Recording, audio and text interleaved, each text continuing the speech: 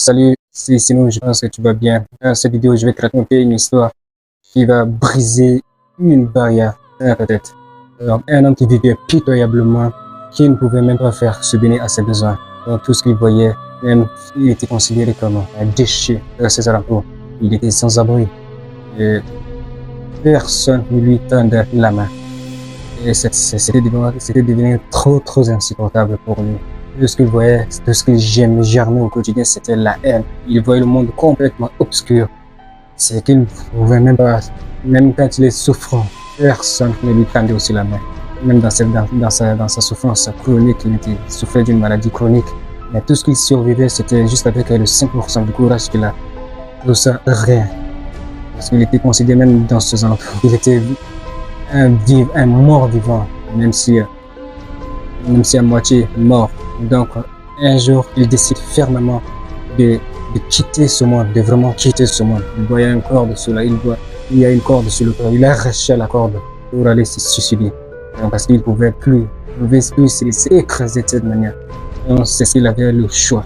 Mais il partait sur le cours de route, il partait jusqu'à la rentrée de la forêt, il croise un homme qui était avec le pied nu, et sans le haut même d'ailleurs, disons sans habit.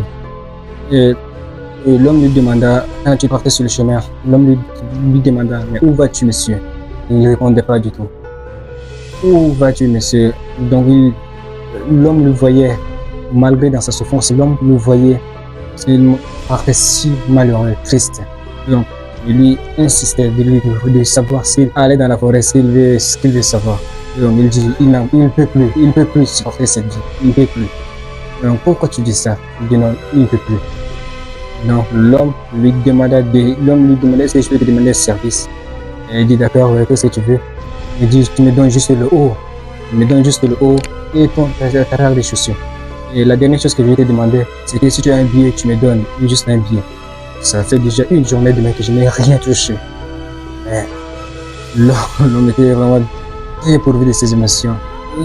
Mais malgré il partait, il a fait petit recul. Et toujours l'homme lui demandait encore, s'il te plaît.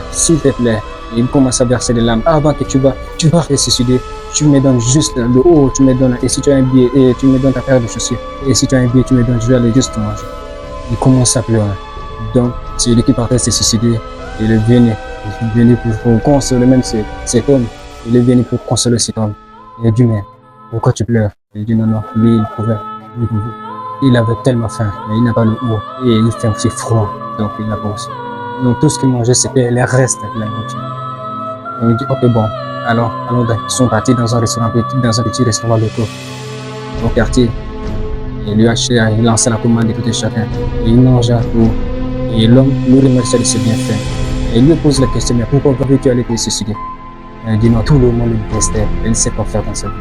Et il n'a pas ses proches qui vont le soutenir. Et il dit, l'homme lui pose la question, c'est ça, tu dois aller te suicider? Il dit oui.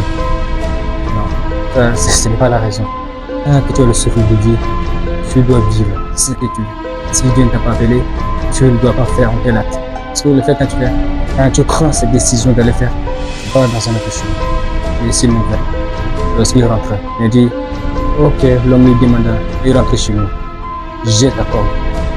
Il rentre chez lui, il pensait sérieusement ce que l'homme lui a dit. Il croyait qu'il était le plus misérable. Mais il avait vu un gars qui était plus misérable que lui, mais qui vivait, et qui avait pris le courage de vivre sa vie.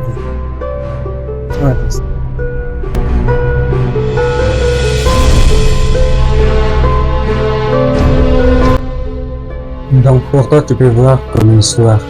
Et moi, je vais encore bien plus loin que l'histoire. Parce que ça colle parfaitement avec la réalité de la vie. Parfois, on se lamente de notre sort. On pense que nous souffrons encore plus que tout le monde. On pense qu'on est le plus dernier à souffrir. On se désespère de tout ce qui nous déchire autour de nous. Mais certains qui souffrent encore plus, mais ils ne se lamentent pas, ils ne se plaignent pas. Parce qu'ils savent que se plaindre, ça sert à vraiment du tout à rien. Et ils gardent le silence. C'est parce qu'ils savent que ça ne sert à rien. Donc, c'est tout ce que je peux dire. Même si nous souffrons, on ne peut pas se plaindre. on doit garder la souffrance. On utilise cette souffrance pour faire bouger les choses. Ok, maintenant, si on manque de toutes ces choses, si on manque des petits trucs, nous devons plutôt se bouger d'abord les fesses avant que ça n'arrive. On ne peut pas rester là en demandant à Dieu, oh mon Dieu, pourquoi tout cela m'arrive, pourquoi tout le monde déteste. En fait, si tout le monde nous rejette, c'est parce que c'est la façon dont on pense. On veut que quelqu'un nous tend la main. Parce que dans notre souffrance, on veut que d'abord quelqu'un nous tend la main avant de se lever. Mais or, c'est tout le contraire. Nous devons plutôt bouger les fesses avant que toutes ces choses n'arrivent. C'est toutes ces vieilles habitudes perdues dans notre esprit qui nous fait pourrir la vie. Il faut attendre l'aide des autres.